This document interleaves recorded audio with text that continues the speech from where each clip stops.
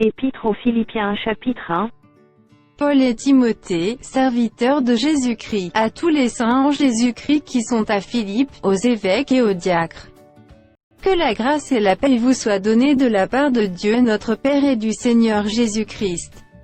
Je rends grâce à mon Dieu de tout le souvenir que je garde de vous, ne cessant, dans toutes mes prières pour vous tous, de manifester ma joie au sujet de la part que vous prenez à l'Évangile, depuis le premier jour jusqu'à maintenant.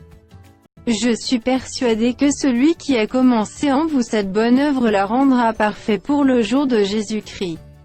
Il est juste que je pense ainsi de vous tous, parce que je vous porte dans mon cœur, soit dans mes liens, soit dans la défense et la confirmation de l'Évangile, vous qui tous participez à la même grâce que moi.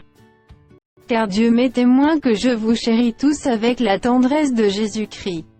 Et ce que je demande dans mes prières, c'est que votre amour augmente de plus en plus en connaissance et en pleine intelligence, pour le discernement des choses les meilleures, afin que vous soyez purs et irréprochables pour le jour de Christ, remplis du fruit de justice qui est par Jésus-Christ, à la gloire et à la louange de Dieu.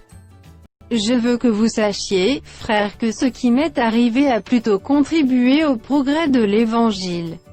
En effet, dans tout le prétoire et partout ailleurs, nul n'ignore que c'est pour Christ que je suis dans les liens. Et la plupart des frères dans le Seigneur, encouragés par mes liens, ont plus d'assurance pour annoncer sans crainte la parole. Quelques-uns, il est vrai, prêchent Christ par envie et par esprit de dispute, mais d'autres le prêchent avec des dispositions bienveillantes. Ceux-ci agissent par amour, sachant que je suis établi pour la défense de l'Évangile. Tandis que ceux-là, animés d'un esprit de dispute, annoncent Christ par des motifs qui ne sont pas purs et avec la pensée de me susciter quelque tribulation dans mes liens. Qu'importe, de toute manière, que ce soit pour l'apparence, que ce soit sincèrement, Christ n'est pas moins annoncé, je m'en réjouis, et je m'en réjouirai encore. Car je sais que cela tournera à mon salut, grâce à vos prières et à l'assistance de l'Esprit de Jésus-Christ. Selon ma ferme attente et mon espérance que je n'aurai honte de rien, mais que, maintenant comme toujours, Christ sera glorifié dans mon corps avec une pleine assurance, soit par ma vie, soit par ma mort. Car Christ est ma vie, et la mort m'est un gain. Mais s'il est utile pour mon œuvre que je vive dans la chair, je ne saurais dire ce que je dois préférer. Je suis pressé des deux côtés, j'ai le désir de m'en aller et d'être avec Christ, ce qui de beaucoup est le meilleur.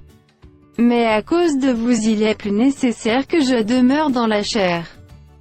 Et je suis persuadé, je sais que je demeurerai et que je resterai avec vous tous, pour votre avancement et pour votre joie dans la foi.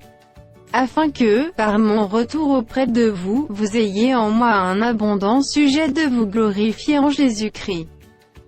Seulement, conduisez-vous d'une manière digne de l'Évangile de Christ, afin que, soit que je vienne vous voir, soit que je reste absent, j'entende dire de vous que vous demeurez ferme dans un même esprit, combattant d'une même âme pour la foi de l'Évangile.